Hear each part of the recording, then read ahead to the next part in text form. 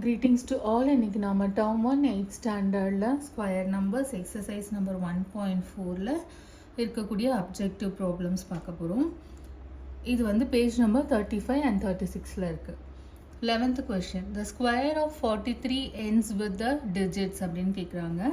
இந்த மாதிரி என்ன டிஜிட்ல முடியும் ஸ்கொயர் பண்ணும்போது என்ன டிஜிட்ல முடியும் அப்படின்னு கேட்டாங்கன்னா நம்ம ஒண்ணுமே பண்ண வேண்டாம்.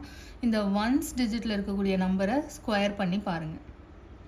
வேறு எதுவுமே நீங்கள் பண்ண வேண்டாம். 43 × 43 பண்ணணும்னு அவசியம் இல்லை. ஜஸ்ட் என்ன டிஜிட்டில் முடியும் ஸ்கொயர் பண்ணும்போது என்ன டிஜிட்டில் முடியும் அப்படின்னு சொல்லி கேட்டாங்கன்னா இந்த ஒன்ஸ் டிஜிட்டை ஸ்கொயர் பண்ணி பாருங்கள். இப்போ 3 ஸ்கொயர் அப்படிங்கிறது என்னது 9. ஸோ ஆன்சர் ஏ தான் கரெக்டானது.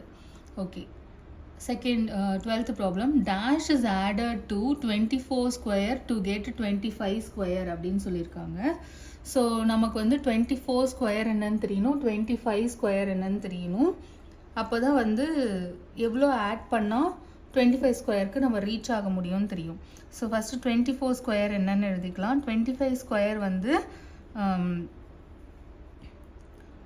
25 × 25 பண்ணணும். 10 10 + 2 12 and 2 + 5 2 × 10 5 into 10 2 2s are 4 4 + 1 5. So இது என்ன வரும் 625. இது 625. 24 ஸ்கொயர் என்னது 24 × 24 பண்ணிங்கன்னா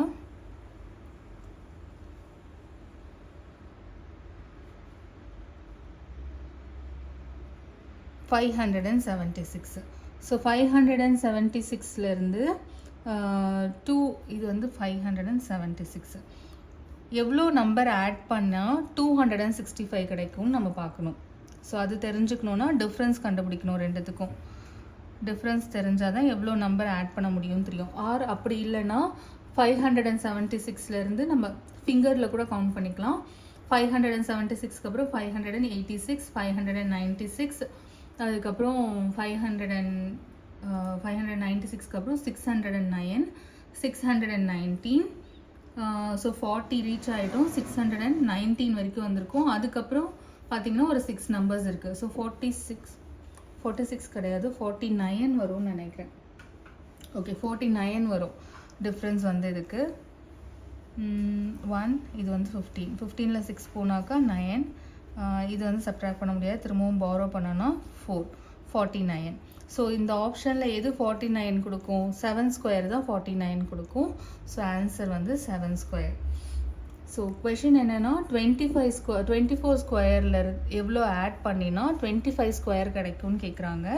ஸோ ரெண்டுத்துக்கு டிஃப்ரென்ஸ் என்னவோ அந்த நம்பர் தான் ஆட் பண்ணி ஆகணும். இங்கேருந்து இங்கே ரீச் ஆகிறதுக்கு 576லேருந்து 625க்கு ரீச் ஆகணும்னா ப்ளஸ் 49 தேவைப்படுது. 49 is nothing but 7 square. Okay, 13th problem. √48 is approximately equal to அப்படின்னு சொல்லி கேட்குறாங்க.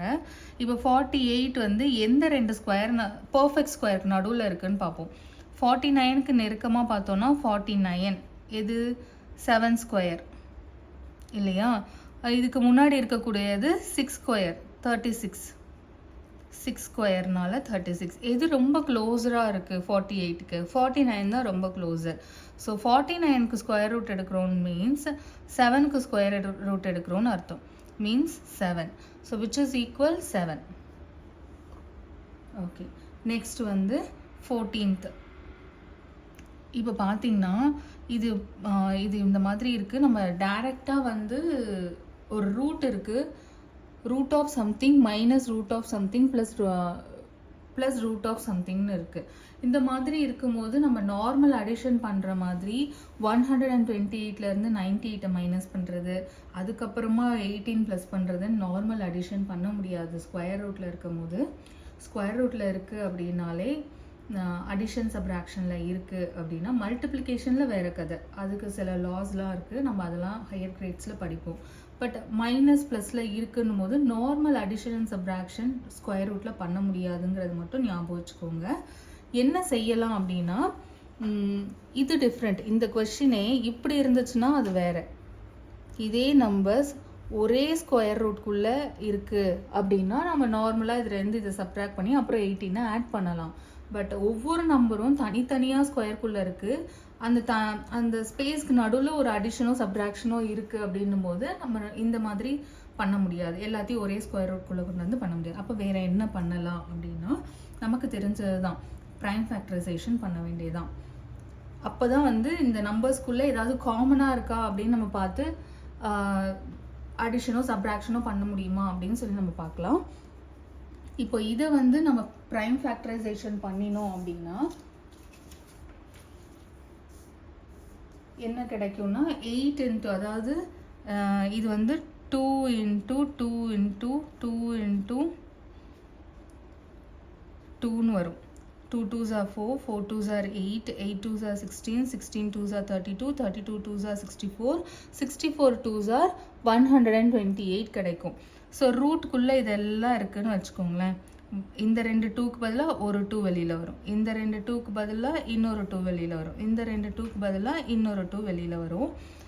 ரூட்குள்ளே கடைசியாக ஒரே ஒரு 2 தான் இருக்கும். இன்னொரு 2 இருந்தால் அது ரூட்குள்ளேருந்து வெளியில் வர முடியும், ஆனால் இல்லை, அதனால அந்த ஒரு 2 மட்டும் ரூட்குள்ளேயே இருக்கும். இதை சிம்பிளிஃபை பண்ணிங்கன்னா 2 2s are 4, 4 2s are 8, 8 root 2 வந்துருச்சு சப்ட்ராக்ஷன் சைன்.